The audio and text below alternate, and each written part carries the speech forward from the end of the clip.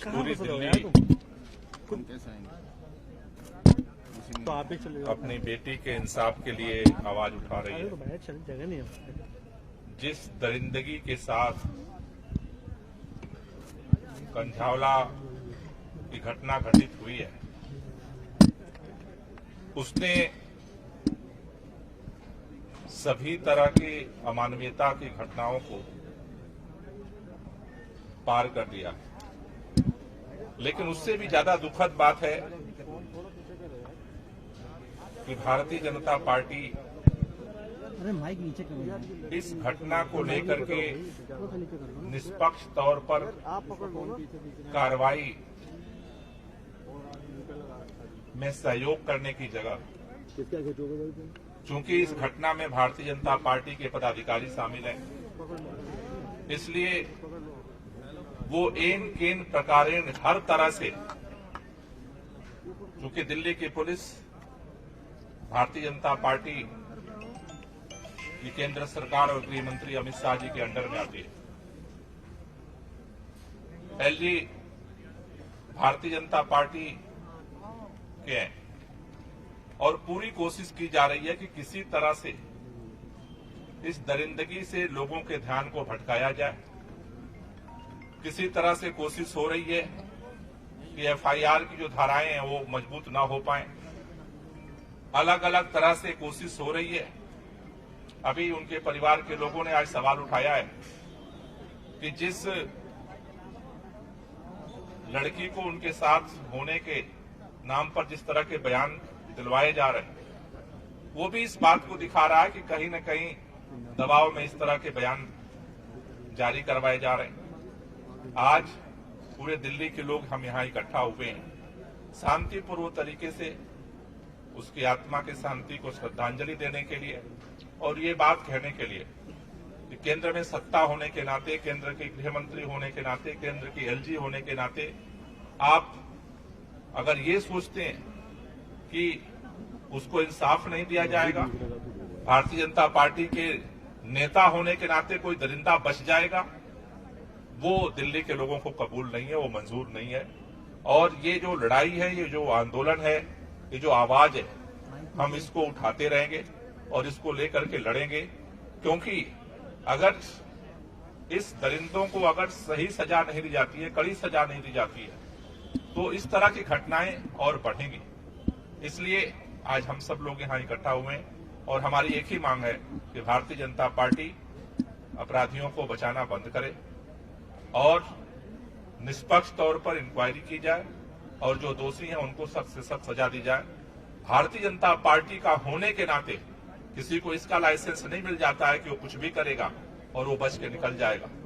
तो आज हम सब लोग यहाँ इसीलिए इकट्ठा हुए हैं और आगे भी जब तक इसकी सही तरीके से जांच करके और इस पर कार्रवाई नहीं होती, आज अमित शाह जी मिलने के लिए भी तैयार नहीं। मेरा मानना है कि दिल्ली की अगर पुलिस गृह मंत्री के अंडर में है तो गृह मंत्री को इस पे संज्ञान लेना पड़ेगा, संवाद करना पड़ेगा। और ये घटनाएं लगातार बढ़ रही हैं दिल्ली के अंदर, लगातार एक पर एक घटना हो रही है और गृह मंत्री जी को इससे कोई मतलब नहीं है।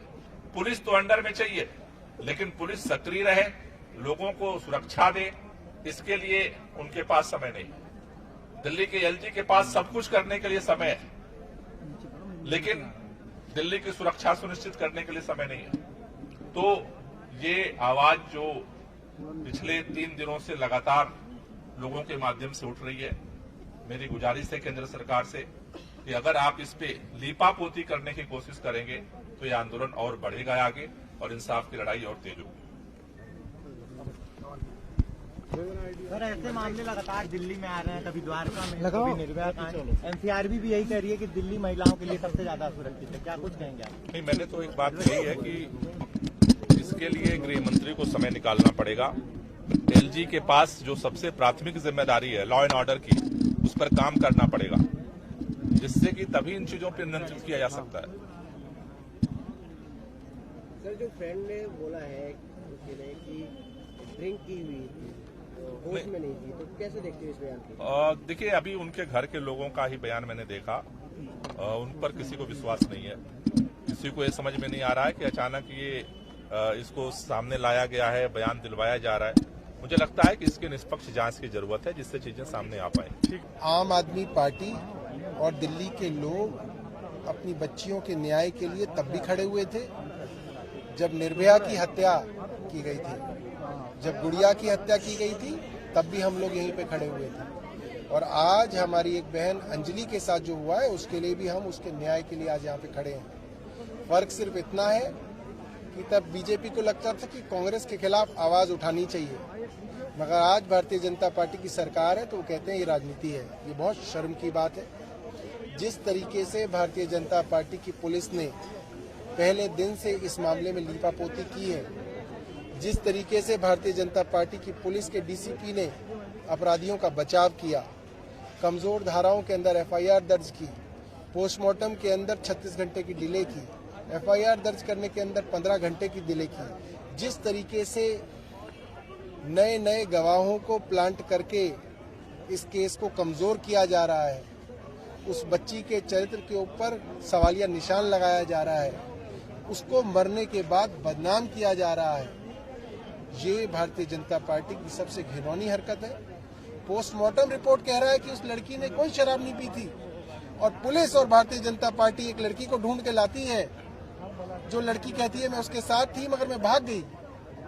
जो लड़की उसके साथ थी और भाग गई वो उसकी दोस्त है या दुश्मन है? जिस लड़की को उसके माँ बाप नहीं जानते, विक्टिम का कोई घरवाला नहीं जानते, वो उसकी दोस्त है या दुश्मन है? जो लड़की उसकी मौत का इल्जाम उसी लड़की की जो मरी है उसके ऊपर ही डाल रही है कि वो नशे में थी, वो बहुत गुस्सैल थी, वो मरते मरते बच रही थी, इसका मतलब वो जो विटनेस है, वो जो स्टार विटनेस है, वो भारतीय जनता पार्टी के लिए आया है। वो विटनेस उस मरी हुई लड़की के लिए नहीं आया। और उस मरी हुई लड़की की माँ कह रही है कि ये जो लड़की है, जो गवाह बन के आई है, ये झूठी है और ये हमारा नुकसान करने की है।